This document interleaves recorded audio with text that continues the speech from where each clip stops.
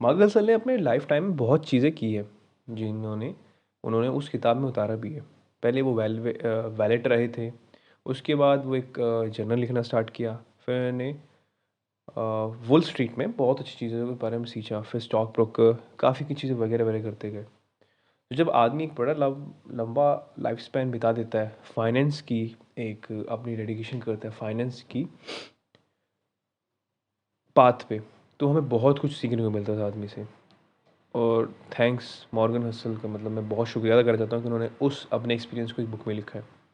तो हम पहले चैप्टर के बारे में डिस्कस करेंगे जो मेरे को पर्सनली बहुत ही ज़्यादा मतलब रिलेटेबल लगा आज की लाइफ टाइम में। अगर वो एक आइडिया उन्होंने उस चीज़ को दर्शाया था, एक ऐसा एक्सपीरियंस जो वो अपनी अर्ली एज में फील कर चुके थे, वो आज भी एक्सपीरियंस होता है हर एक आदमी को। बहुत ज़रूरी, मतलब ज़रूरी नहीं, बहुत ही कॉमन है वो। और इस चैप्टर का नाम है द ग्रेटेस्ट वेल्थ। ऑथर अपने उस एक किस्से को डिस्कस करता है जब वो अपने कॉलेज के दिनों में थे। अपनी पैसिव इनकम साथ साथ कमाने के लिए उन्होंने एक वैलेट का काम किया था एक होटल के अंदर। उन्होंने बताया था कि जब होटल में एक बड़ा ही अच्छा नानचीन टीनेजर था 20 साल की उम्र का, जो कि बहुत ज़्यादा फेमस हो चुका था अपने काम के लिए। उसने वाईफाई रूटर बनाया था। उसका उसने प्रिंट आउट उसका पेटेंट बना के वो उसने काफ़ी कुछ लाखों करोड़ों में खेला है वो। पर वो बहुत ही चीज़ों में गलत था। हाँ, भले ही वो जीनियस था, वो ज्ञान के क्षेत्र में बहुत लकी था, पर वो फाइनेंशियल कंडीशन में अनलकी था। क्योंकि जिस तरह के उसके इमोशंस थे, वो पैसों पे कंट्रोल नहीं कर पाता था। ऑथर साहब यहाँ पर एक बात बताते हैं, किस्सा बताते हैं कि जब वो एक मतलब जब सर जी, मतलब जब वो एंटरप्रेन्योर उनकी एक दिन एंटरप्रेन्योर उनके किसी के मतलब को वर्कर को बुलाता है और उनको $1 लाख देता है और बोलता है कि ज्वेलरी की शॉप से 1,000 सिक्के ले आओ, गोल्ड कॉइन। और वो बेमतलब के सिक्के लाने के बाद उनको पानी में फेंक देता है। तो ये दर्शाता है कि हाँ, पैसे की वो क्या वैल्यू समझता है। एक बार एक छोटा सा झगड़ा हो गया था उसका मैनेजर से, सिर्फ इस बात के लिए कि उन्होंने गलती से 5,000 का या आई थिंक 500 के आसपास एक फ्लावर पॉट तोड़ दिया था। और वो उस पर चिल्ला इस वजह से रहा था कि वो उस पर रूठ पर दिखा रहा था कि 500 मेरे लिए कुछ भी नहीं है, तुम ये लो फलाना ढिकाना। पर ये हाँ, ऐसा हम जैसे आदमी को, मतलब ऐसा फाइनेंशियली स्टेबल पर्सन या फिर कोई भी होता है, बहुत बुरा लगता है। और लगना भी चाहिए कि जिस बदतमीज़ उसने उस मैनेजर से बात करी है वो बहुत बुरी थी, क्योंकि पैसा उसके सर पर चढ़ के बोल रहा था। तो पर हाँ, अब जिससे उसकी लाइफ स्पैन करती गई, हमें पता, मतलब हमें उसको पता लग गया कि हाँ, वो एक दिन बैंकरप्ट हो गया। सो कहानी का सारांश सिंपल से यही है कि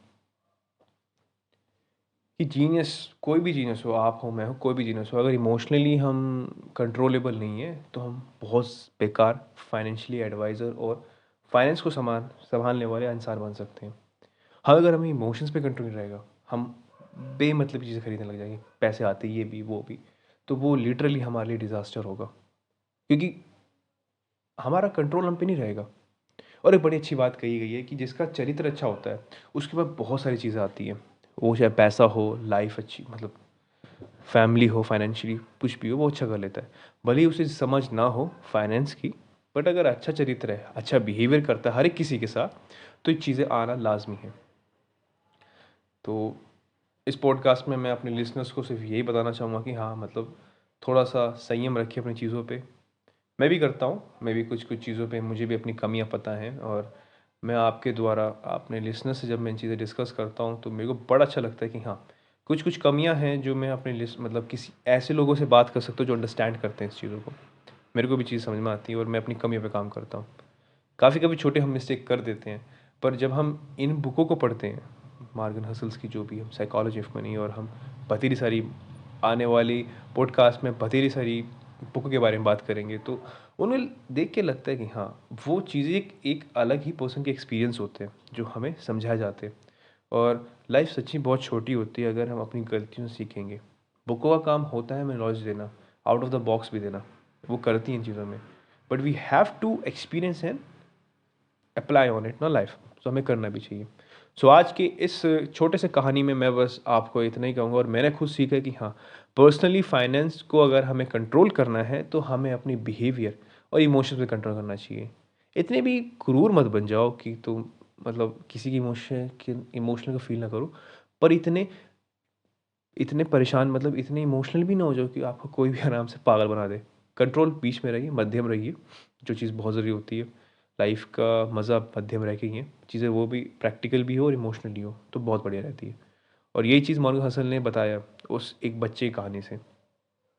आगे वो रिचर्ड की कहानी बताते हैं, जहाँ पर वो एक रिचर्ड बड़ा विकिपीडिया बड़े फेमस फिलांथ्रोपिस्ट है, जो कि अपनी 20-30 एज के आसपास जो मतलब क्या कहते हैं, मुझे शब्द याद नहीं आ रहा, बट मैं कहना चाहूँगा कि हाँ, अपनी एज के हिसाब से वो बड़े धीरे धीरे बढ़े। 30 तक उन्होंने शादी नहीं करी, उसके बाद वो शादी करी। रिचर्ड सर ने मतलब काफ़ी एज में 80-72 के आसपास, सॉरी 72 के बाद निधन हो गया। पर वो जब वो निधन हुआ उनके आसपास, तो उनकी जब टोटल उनकी इनकम चेक करी गई तो वो 8 मिलियन के आसपास थी, काफ़ी ज़्यादा थी। उनमें से उन्होंने कुछ 2 लाख आई थिंक 2 मिलियन के आसपास अपने स्टेप सन को दे दिए थे, और जो बाकी बचा वो उन्होंने दान में डाल दिया, और बहुत ही अच्छा रोल प्ले किया। और बाकी हम इस स्टोरी में बात मतलब इनमें इस पॉडकास्ट में उनकी बात क्यों कर रहे हैं, क्योंकि ये कंपैरिजन मैं करने वाला हूँ स्टोरी के बीच में, जो उन्होंने मार्गन हसन ने अपनी बुक में लिखी थी। एक वही सिंपल चीज़ वो बताते हैं, एक किस्सा और बताते हैं उसी के साथ वाला, जहाँ पर वो बताते हैं कि एक स्टॉक ब्रोकर था, काफ़ी फेमस स्टॉक ब्रोकर था। I don't remember the name, but वो कहते हैं कि काफ़ी अच्छा फेमस स्टॉक ब्रोकर था, जो कि अच्छा खासे पैसे पे था, एक अच्छा बीटेक प्रोजेक्ट था, मतलब काफ़ी अच्छा था। और 40 के एज पर तक वो अ, चल चुका था। 40 के एज तक उसने अपना संन्यास ले लिया था, और उसके लाख के उसका घर इतना अच्छा था, एक्सपेंसिव था, कि $92,000 उसके लग जाते थे हर एक उसको मेंटेन करने पे। उसने लालच के चक्कर में और चाहिए उसने उन चीज़ों पे इन्वेस्ट किया जो कि शायद उसको ले डूबेगी, बैंकरप्ट हो गई थी। पर जब वो बैंकरप्ट हुआ तो उसकी सब चीज़ें बिकी, आलीशान मैंशन, बंगला, गाड़ी, सब कुछ, क्योंकि वो अपनी लेविश लाइफ स्टेबल नहीं कर पा रहा था, मतलब उसको चलाने कंटिन्यू असमर्थ था वो। तो रिचर्ड और स्टॉक ब्रोकर में बहुत फ़र्क है। रिचर्ड ने अपनी लाइफ में जब वो 8 बिलियन के आसपास उसने क्रॉस किया, तो उन्होंने जो भी था उन्होंने ब्लू चिप्स स्टॉक में इन्वेस्ट किया। ऐसी ऐसी कंपनियां जो बहुत ही ज़्यादा अच्छे वेल्थ है, यूएसए में ऐसी ब्लू चिप्स मतलब सॉरी ब्लू चिप स्टॉक, ऐसे चिप्स स्टॉक्स होते हैं जो कि बड़े फेमस उनके कंपनीज़ के होते हैं, तो बहुत ही अच्छे होते हैं। एप्पल्स ले लो, माइक्रोसॉफ्ट ले लो, काफ़ी सारी कंपनीज होती हैं। तो रिचर्ड सर ने उनमें इन्वेस्ट किया, टिल तक वेट किया, अपने आप को इम्पेशेंट नहीं किया, और जाते जाते उन्होंने बहुत कुछ इन्वेस्ट मतलब दान में दिया और अपने बच्चे के लिए दिया, और मैं लिटरली कुछ। पर इस पॉइंट ऑफ व्यू में जब जहाँ हम स्टॉक ब्रोकर की बात कर रहे हैं, वो तो बेचारा अपने इलाज के कारण ही परेशान था, वो कि और चाहिए। सो मित्रों, लिसनर्स, मैं आपसे बस इतना ही करूँगा, मैं खुद इससे से यही लेके चीज़ जाऊँगा कि हाँ, संयम रखना चाहिए। हमें कितना कब तक कमाना है हो और कब के बाद रुक जाना है, वो बहुत पता होना चाहिए। क्योंकि फाइनेंस एक ऐसी स्टडी है जिसमें कोई मैथमेटिक रूल ऐसा नहीं है कि आप लगाओ तो मतलब प्रॉपर हो जाएगा। You need working on it, आपको काम करते रहना चाहिए।